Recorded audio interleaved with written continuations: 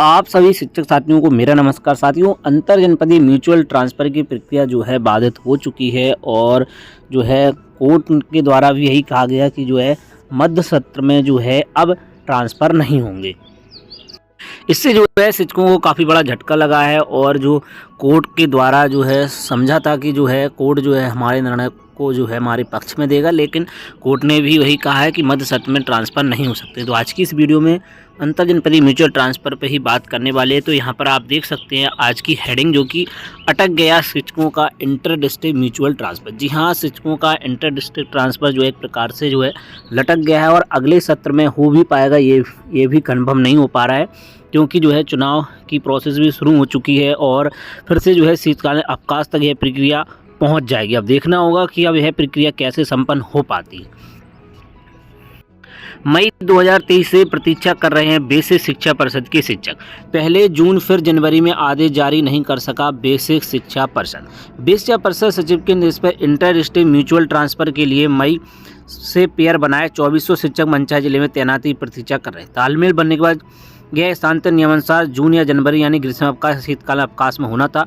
जून में नहीं होने पर जनवरी में उम्मीद थी, लेकिन विभागीय लेट लथी के कारण यह अवधि भी बीत गई। अब नए शैक्षिक सत्र अप्रैल में भी होना मुश्किल है, क्योंकि तब तक लोकसभा चुनाव आचार संहिता लागू होने का अनुमान है। देखिए, यहाँ पर यही संभावना जताई जा रही है कि अब यह प्रक्रिया जो है अप्रैल में भी होना मुश्किल दिखाई दे रहा है, क्योंकि आचार संहिता लग जाएगी। जिले के भीतर पूरी हो गई प्रक्रिया। बेसिक शिक्षा परिषद के विद्यालयों के शिक्षिकाओं ने सचिव प्रताप सिंह बघेल के निर्देश पर पारस्परिक अंतर जनपद जिले के अंदर एवं पारस्परिक अंतर जनपद स्थानांतरण के तालमेल बनाए थे।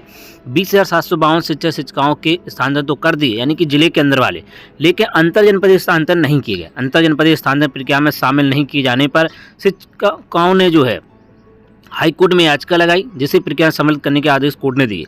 कोर्ट ने प्रक्रिया को स्थगित करने का आदेश नहीं दिया था, लेकिन विभाग ने याचित शिक्षिका को सम्मिलित करने के नाम पर प्रक्रिया ही रोक दी। ऐसे में तालमेल बनाए 2400 शिक्षकों की ओर से याचिका लगाई गई।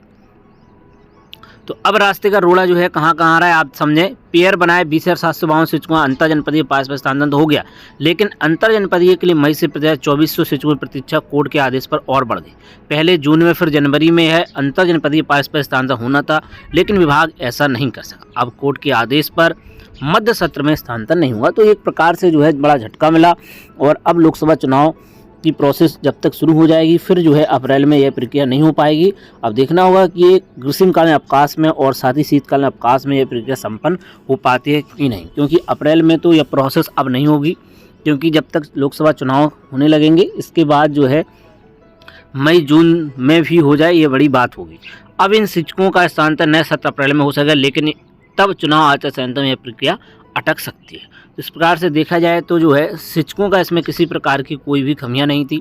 जो भी कमियां थी वो बेसिक शिक्षा परिषद की ओर से ही रहीं और पहले जून में और फिर शीतकालीन अवकाश में भी आदेश निर्गत नहीं हो पाए। और जो याचिका इससे रिलेटेड थी, जिसमें जो है रोक लगाने की बात नहीं की गई थी, सिर्फ शामिल करने की बात की, उसको बिहाफ पर जो है इस प्रक्रिया को बाधित कर दिया गया और एक प्रकार से रोक दिया गया, जिस वजह से जो है अब यह प्रक्रिया आगे नहीं बढ़ पा रही और मध्य सत्र में जो है कोर्ट ने भी मना कर दिया है। तो अब जो है ग्रीष्मकालीन अवकाश और शीतकालीन अवकाश में अगले सत्र में हो जाए, यह भी एक बड़ी बात होगी।